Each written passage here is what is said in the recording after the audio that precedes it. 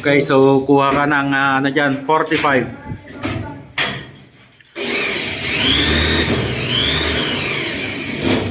Then 45 ulit.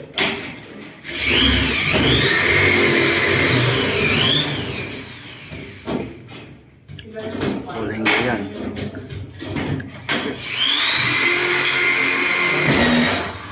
Then 45 ulit sa kabila.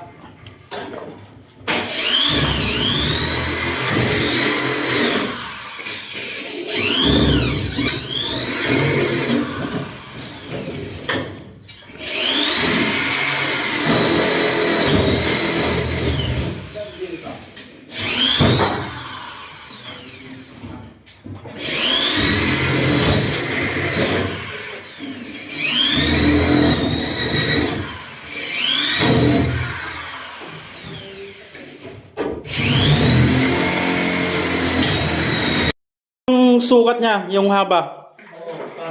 Tapos ipasa mo dito naman sa kabila. Yan. Para parehas yung sukat niya. 145. Okay, pasa mo doon. 145.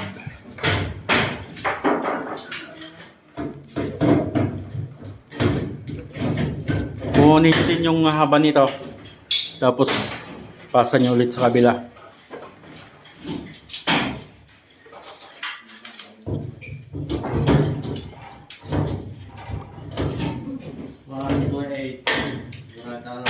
Ano, Uncle? 120. Isang dala. Hindi parehas ha.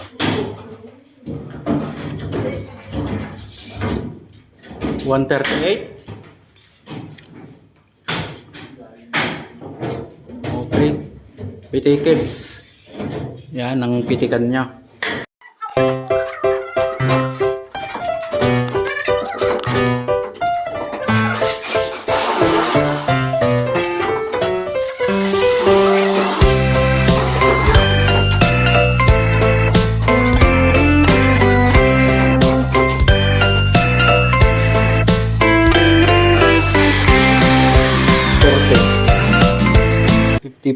Centimeter.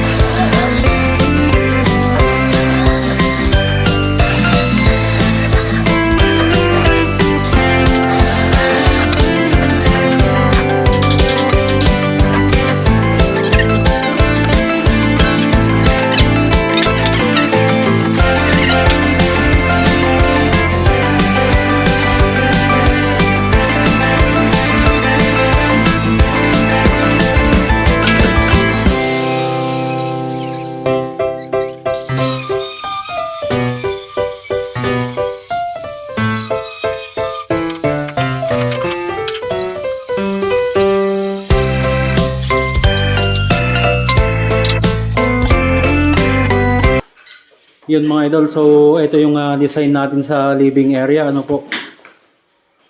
Yan, so yung di natapos ay itong pinaka trellis na lang niya, ano. Yan. So bali yung cove natin dito mga idol is 15 cm. Then yung takip sa cove is ano po yan, 8 cm. And then yung drop natin dito sa ilalim, ano po ito, 30 cm. And then itong butas natin mga idol is 110 ito. And then itong haba niya is 145 cm. Yung luwang natin dito mga idol is 10 cm.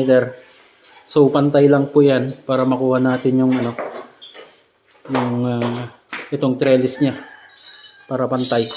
Then sa harap ng TV console, tapos na rin mga idol. Ito yung design ano. So box type lang po ito. Pinutol namin dyan. And then mas mababa yung dalawa doon. So tatapat po ito sa TV console. Then i-update na natin lahat yung natapos natin ng isang linggo, ano. So dito sa terrace mga idol, ito box type po ito, hindi pa natapos, may design pa tayo dyan sa gitna. Then ito yung mga previous vlog natin sa receiving ng mga rooms. Ayan. Then yung room 2, ongoing din po yung design nito, ano po. Then dito sa room 1 ay cove lang po ito, cove ceiling. And then sa kitchen po ito yung bilog. Yan mga idol, so yan yung update ng ating paggawa ng isang linggo, ano. Yan, so abangan nyo mga idol yung iba sa tropa. Magbubukas tayo ng panibagong project para sa ating mga pintor, ano, sa Lamot. May Monday, doon natin dadalhin yung mga pintor natin. At yung mga installer ay maiiwan po dito. Yan, so maraming salamat sa lahat ng feedback, ano mga idol, sa ating paggawa po dito sa project natin po na ito. At dito na natin tatapusin yung video natin ngayong araw. Lagi po tayong mag-ingat at God bless po sa ating lahat.